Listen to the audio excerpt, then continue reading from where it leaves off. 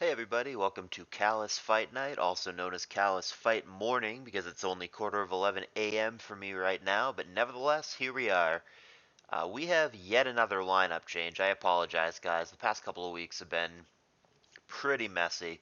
Last week, Coco was supposed to play, Coco being Hellpowna, but his job has a weird schedule and he couldn't, so we had to last minute replace him.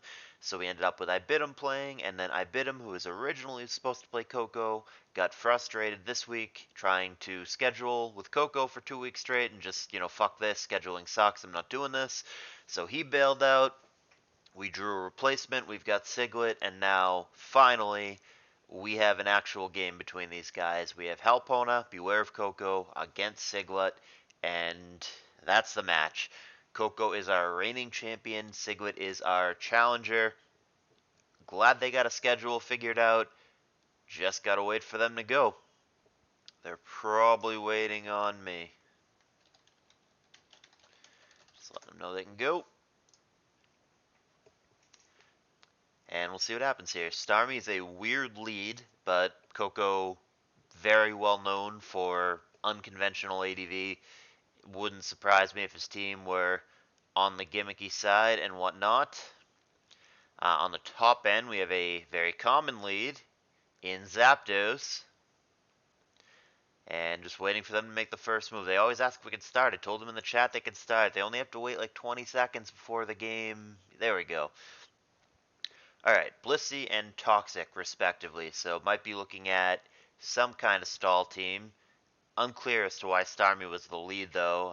I mean, you'd think something like a Skarm or Swampert, whatever stall team-esque Mon. I mean, certainly a Titar would be a better lead, but again, Coco plays by his own rules.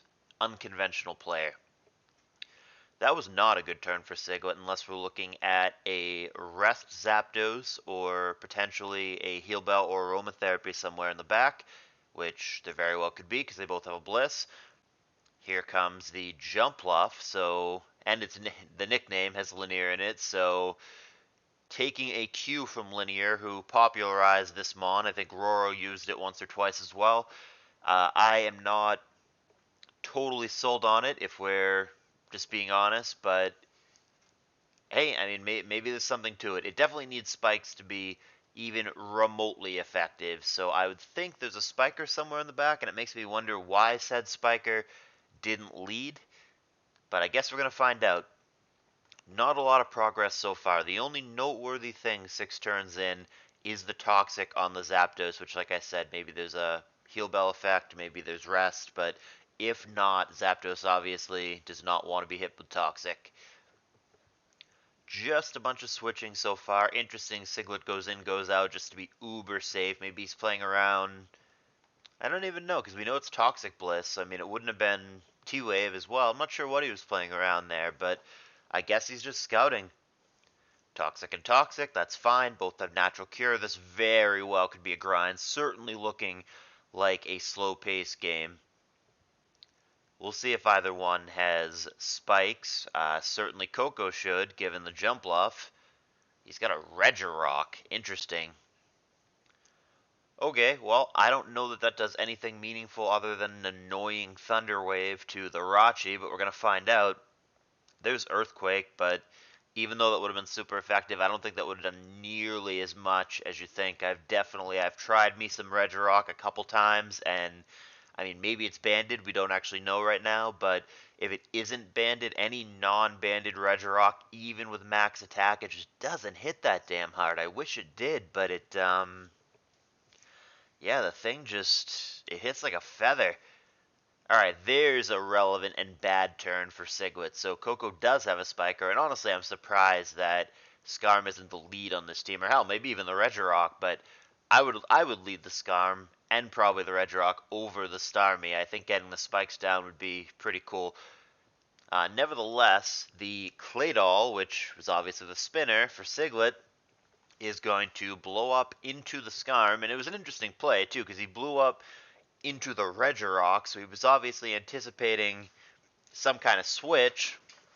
I doubt Regirock was the intended target, unless the plan there was to blow up on the Regirock and then follow up with a previously unrevealed Dugtrio, so basically just trade the Claydol for the Regirock, but I don't know, I mean, from Siglut's perspective, I think the moment you see the Jumpluff, you have to know that there's spikes, and I think therefore you have to keep your spinner. That would be my mindset. I mean, double spinner does exist. Which, I mean, it's janky. It's new school, if you will, but it's a thing. I've seen like really good players, like triangles, for example. I've seen them bust out like Cloyster plus Claydol, that kind of thing.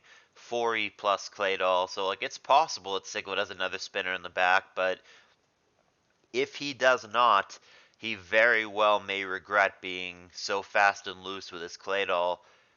Skarm could go nuts on the other side, and I'm not sure where that leaves us, but I mean the bigger picture issue here is what does Coco do about this jump bluff? I think he's just gonna go to a phaser right now and try to get rid of it. Okay, and Siglet doesn't take the bait. It's interesting. It's tempting if you're him to stay in and Calm Mind again there, and then let the Regice pop your sub or Regirock pop your sub. Fine, who cares? And then Calm Mind again. I mean, I don't know. It gives you multiple turns for the encore to end, and then you're very very boosted, and you can do some pretty good work. But Siglet saw it differently, and he pulled back.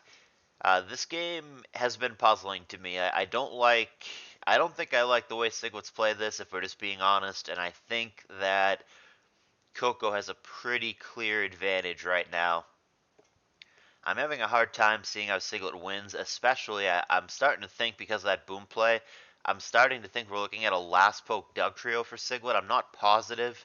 I mean, it's not going to be BP Zap, presumably, because it actually is a rest Zapdos. It could be last move BP, but I don't think so. I think it's just last move, either Hidden Power or Roar most of the time. But nevertheless, we could be looking at last poke Doug for Siglet, and if that is the case, then I just have a really hard time seeing how he wins. I mean that's just a team flaw in general, right? I mean the whole entire team is just uber defensive and do nothing, and the whole plan is, I guess, win with the Rachi, right? It's the only thing even really resembling a proper win condition if it is last poke Doug. But man, yeah, I mean the big thing, I'm going to keep harping on it all game if it turns out to be right, because at this point it seems, I mean, what are the odds that the last poke for Siglet is another spinner, a Fori, a Starmie, what have you? It seems basically zero chance of that at this point. And yeah, I mean, assuming it's not, I would say that this is going to be very, very difficult for Siglet to win. And I really think that Claydol play is very questionable. I think he might have lost the game on that turn. Now, granted, this matchup and this team both don't seem amazing for Siglet by any means, but the Claydol thing, man. And I mean, Coco hasn't even milked it yet, but he will find an opportunity to spike up with Skarm, and there really isn't a lot Siglet can do about that. He does have some anti-Skarm measures. Now, obviously, the Zapdos can hurt the Skarm. We saw that Blissey has Fire Blast, so Skarm has to be careful of that. The Rachi hasn't actually attacked yet, but I'm thinking it's either going to have Thunder, Thunderbolt, or Fire Punch, so it's going to have something to hit the Skarm. And then last poke, like I said, presumably Doug, but I don't know, and what looks to be a mono pert for Swampert. So like, yeah, the Skarm is not going to be able to just come in for free on a lot of things. There is risk, and he doesn't even necessarily need 3 layers, but getting down at least 1 layer if he wants to, which, why wouldn't you want to, is basically inevitable. It's basically impossible to avoid. Zapdos here is due to wake up on this next turn, see what Coco wants to do. He very well may just Toxic here. Here's T-Bolt, and he goes for the Ice Beam. Fair enough. That gives him a shot to crit or freeze the Zapdos, which would be devastating.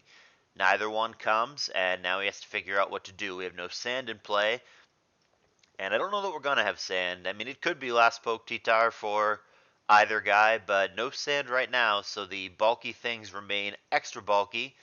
And like I said, I mean, it could be, but I don't know that it's Sand for either guy. It could be T-Tar. You can never rule it out. It makes like more than 0 sense for both of them, but I'm going to stick with my prediction that for Siglet, it's last poke Doug.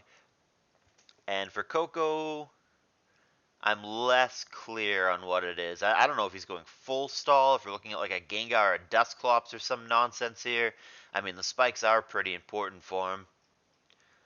I don't know what the plan is here. I mean, I guess he's just stalling it out. The jump bluff right now when there's no spikes down is certainly obnoxious, but I think it's more annoying than it is ultra powerful. Here's the switch to Swampert. Yeah, I mean, right now he's just spending leech seeds, right? I mean, this isn't doing any meaningful damage to anything. It's just obnoxious, but there's no reason Blissey can't just soft-boiled here and then get out of the way. There's a sleep powder attempt, no bueno. Soft-boiled does get off, and the cycle continues. He does have to be careful about getting something undesirable put to sleep. There we go. So sleep powder does happen on Swampert. Whether or not that matters, I don't know. The Swampert, other than tanking the Regirock, does not seem overly exciting in this particular instance, but we're going to find out. Bliss on Bliss, Toxic Toxic, fine. Like I said, we're in for a grind here. We're at 52 turns, and we're very much only the one knockout. And with that, the one knockout is Siglut blowing up on his own free will, which I still don't think was a good play.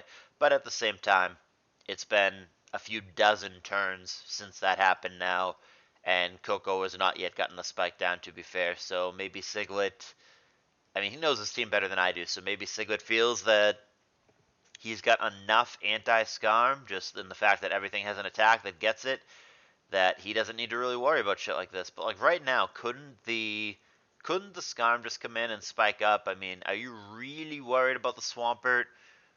Coco sees it differently. He goes for the aggro play and superpower. I mean, even with Curse, which is +1, that was really unexciting, wasn't it? I mean, 39% on a +1 superpower, which is a really high base power as well. I don't know, man.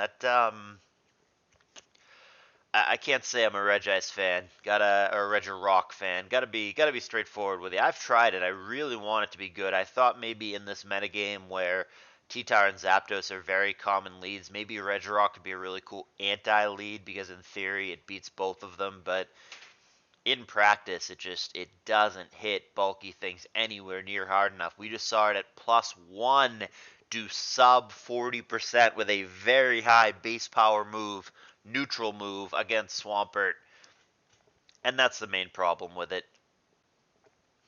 Bliss on Bliss, I'm really surprised that Coco hasn't attempted to get Scarman at some point, but like I said, a lot of Siglet stuff has ways to hurt it, so I guess the opportunities are limited. Last poke not being shown for either. Maybe that's the secret plan going on here, because right now this seems like a straightforward, boring, very grindy game that we're looking at. But maybe one of them is an unexpected sweeper or setup mon or whatever in the back. There we go. That's going to speed things up. But yeah, maybe one of them is milking a setup sweeper in the back, a DD tower or whatever, and their whole entire game plan is just to hide that poke, set up, and sweep with it all in one go when they're able to do so. We'll see. The spikes, like I said, should speed things up a little bit. Everything but the Zapdos that we know of on Siglut's team is vulnerable to spikes. So certainly that should put some kind of clock, finally. Zapdos just killing those sleep turns. There is a Leech Seed. It's going to cost 2 PP.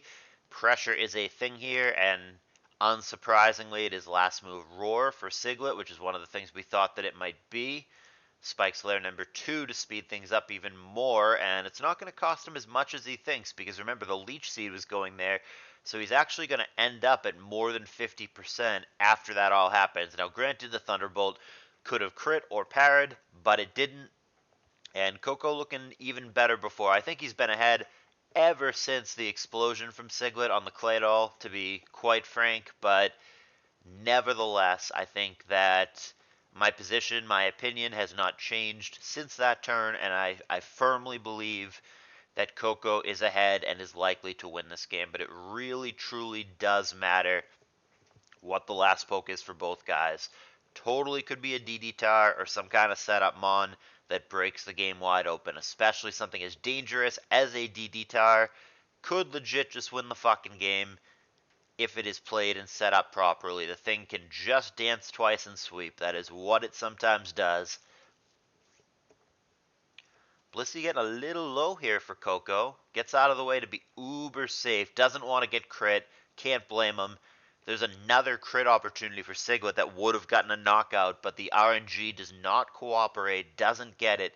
Hits jump off pretty good, 44%, leaves it at 45. Still could die to a follow-up here, but Siglut at this point no longer interested, gets out of the way. Sleep Powder comes down from the very fast jump off, would have outsped the Zapdos there, which is very noteworthy. Didn't want to get hit by an involuntary sleep, and Swampert going to manage to avoid that as well. Now, does he go for it again? There's no Ice Beam from the Swampert because it's a Mono Perp, but it does have Toxic, and Jumpluff plays accordingly. Now the Leech Seed comes down, and that's going to trade with the Ice Beam, but the sub can come right back down if he wants. No, it's Regirock, and, well, we saw how well that went at +1 against Swampert, so I can't imagine it would be amazing at neutral against Swampert. He knows it, he sees it the same way, out it goes.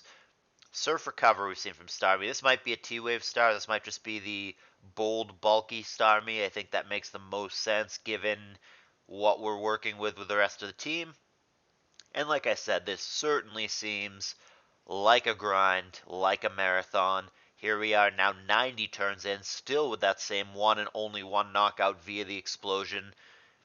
But my position remains the same. Yes, Siglut has had a few opportunities to find a crit, get a knockout, maybe make a little progress here, but it really feels to me like one of those games where there's never been much doubt. As far as I'm concerned, Siglut's been ahead, or behind rather, the whole entire time. Coco's just been ahead the whole way.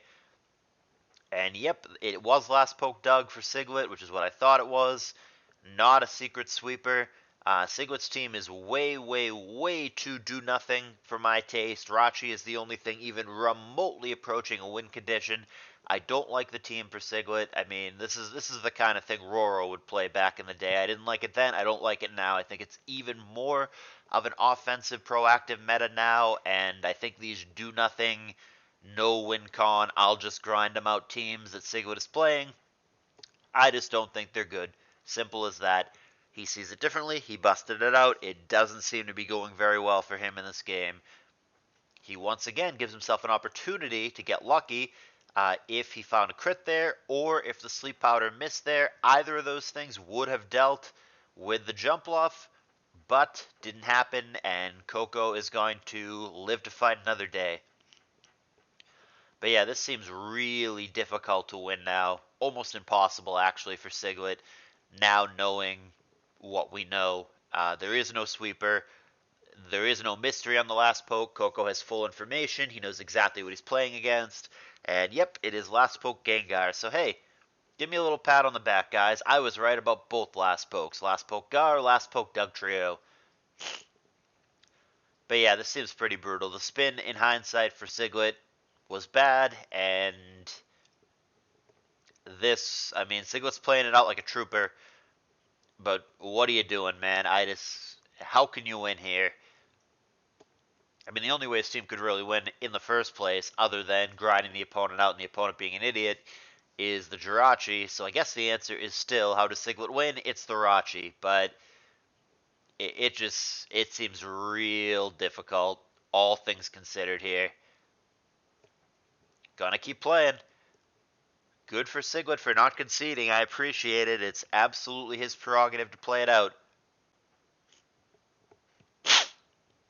Ugh, sorry about that. Feeling very congested right now. Anyhow, the Rachi and the Blissey. Rachi being asleep, kind of a big deal. S-Toss to put some pressure on it. Should it stay in? It didn't.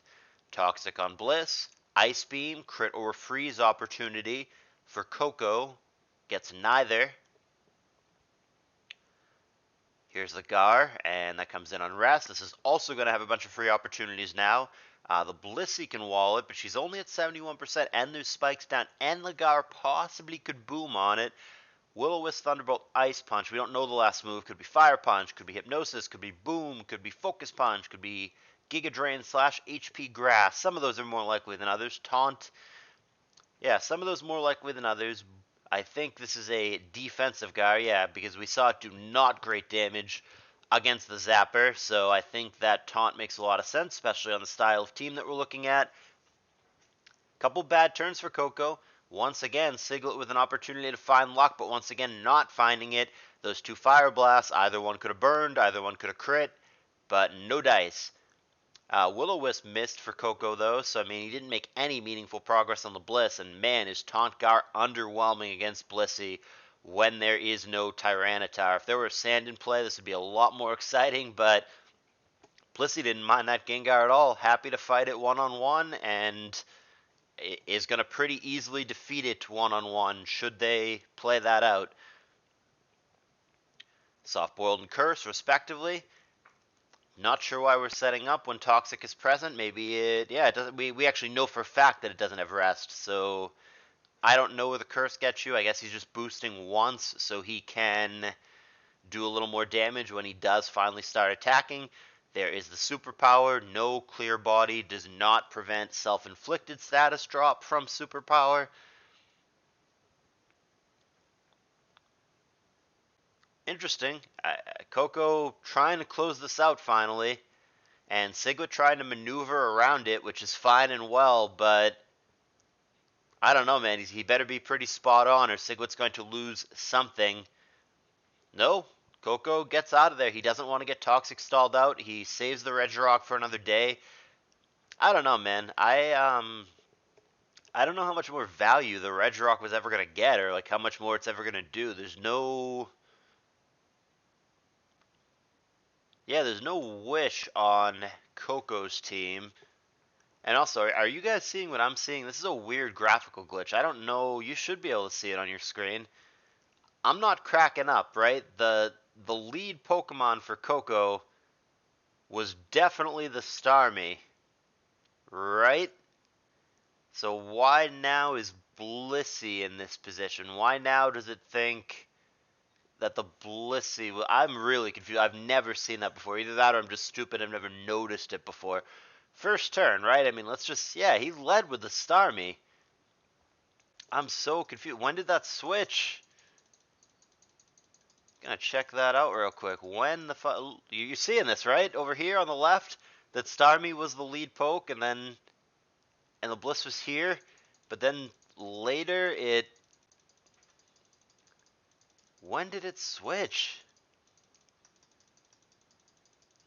So, wait, right there. Why? Turn 92. Look, you see? The order just completely changed.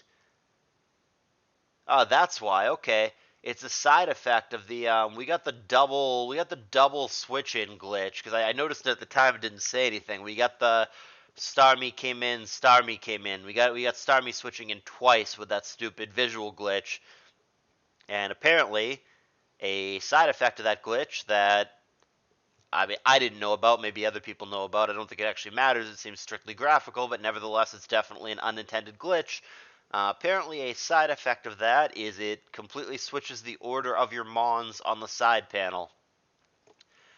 So to be honest, this Fight Night battle has been kind of boring and grindy. Hasn't been the most fun or most exciting I've ever seen. Pretty one-sided. Coco ahead basically wire to wire, and we're just going through the motions. But yeah, probably the most exciting thing I learned in this battle is that A, they haven't fixed that glitch still, which of course they haven't, and B, it actually has a side effect that I didn't know about before. It messes up the order on the side panel. I don't know if anybody cares about that. I have a very hard time thinking that is going to kick anybody's ass into gear to fix the glitch. But nevertheless, I learned something today, and like I said, I think that's my biggest takeaway from this battle that otherwise has been, frankly, kind of underwhelming, kind of unexciting. I wish this were a better fight night. I nevertheless very much appreciate Siglut stepping up to the plate and taking this battle on not a lot of notice, despite all the scheduling nonsense that occurred this week. That's unfortunate, but yeah, this one hasn't been super close. Not going to sugarcoat it. It's been Coco basically wire to wire. Still don't like the blow up early on from Siglut. I don't know in hindsight, given the team matchups, if Siglut would have won anyway. I think that, like I said, I don't really like Siglut's team, and I don't think it matches up super well in this case. But certainly, blowing up that early when it was very clear there were going to be spikes on the other side is questionable, and it did, in fact, end up mattering, and the spikes have been an issue all game long. I mean, I guess, to be fair, you can make the argument that the Scarm hadn't actually been revealed at the time, didn't actually see the spikes at the time, but I think that's kind of a weak argument. If you're like a 1300 ladder Joe Blow, fine, but Siglut's better than that. Siglut should know better than that. I give him enough credit to where he should know with the jump bluff there and with what had already been shown, the Star Me, the Bliss, the jump bluff. I think it should have been absolutely clear as day to him that there were going to be spikes there, and I don't think you can make the excuse that, well, spikes hadn't been shown. Nope, he should know better. You can't let him off the hook. There's a Zapdos KO. There's Blissey. She's down to 7%. And Surf will be good enough. So, hey, Coco actually lost a couple pokes. But this one was one-sided. The outcome here never in doubt. Like I said, I appreciate Siglut not only taking this match on not a lot of notice, but also stepping up to the plate and playing this out the whole way. He definitely could have conceded a while ago. This one wasn't super close. But I appreciate Siglut nevertheless. I wish this were a little bit of a more entertaining game. This was kind of boring, kind of a slog, kind of not close.